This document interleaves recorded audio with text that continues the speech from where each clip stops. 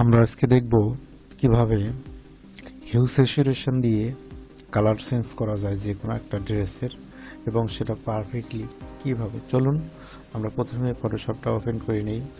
ফটোশপটা open করে নেওয়ার পরে আমরা এখান থেকে একটা ইমেজ ওপেন করব। আমরা এই ইমেজটা নেই। এই ইমেজটা নেওয়ার পরে আমরা এখানে দেখেন যে এটা হোয়াইট ব্যাকগ্রাউন্ড আছে, এরকমই থাকলেই হবে, বা যে কোনো ধরনের ইমেজ হলেই হবে আর কি। তো সিলেকশন করেও নিয়ে করতে পারেন। তো আমি জাস্ট এর উপরে আমরা একটা কি করব, স্যাচুরেশন যে অ্যাডজাস্টমেন্টটা আছে, এই অ্যাডজাস্টমেন্ট থেকে হিউ স্যাচুরেশনটা নেব আমরা।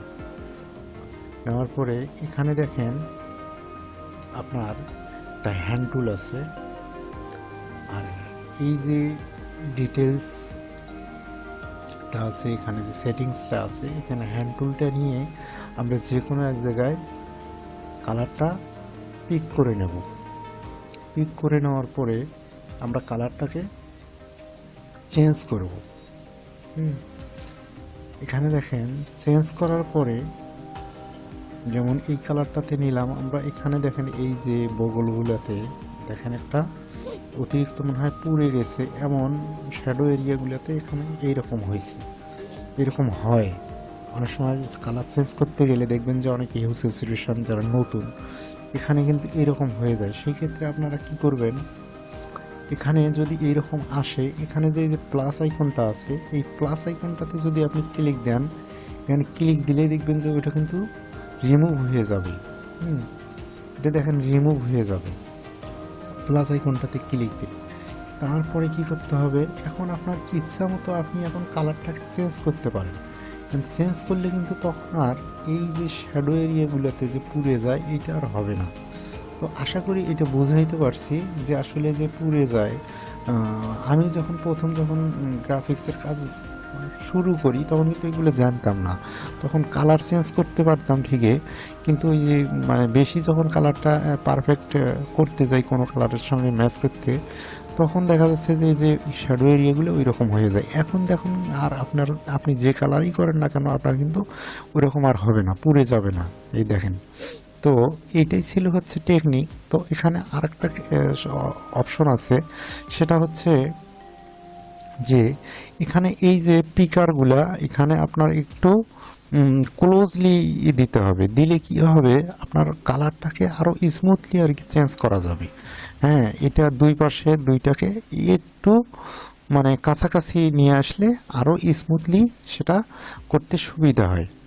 তো এই জিনিসটা খেয়াল রাখবেন, তা আগে এটা করে নেবেন।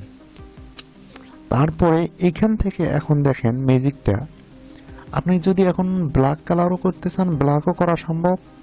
এখান থেকে যদি আমি ব্ল্যাক করতে চাই, এই যে দেখেন ব্ল্যাক হয়ে যাবে।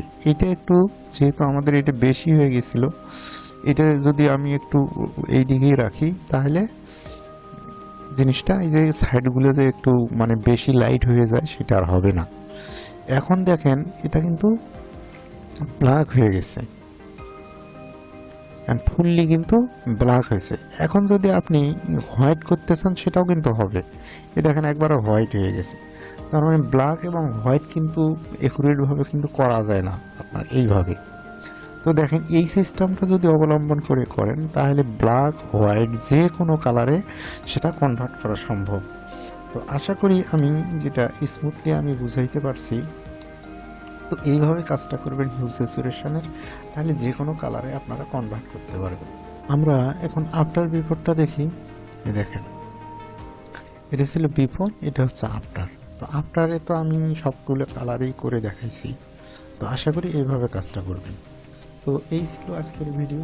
যদি ভিডিওটি ভালো লাগে অবশ্যই লাইক, কমেন্ট এবং শেয়ার এবং সাবস্ক্রাইব করতে ভুলবেন না। Till then take care. আল্লাহ হাফেজ।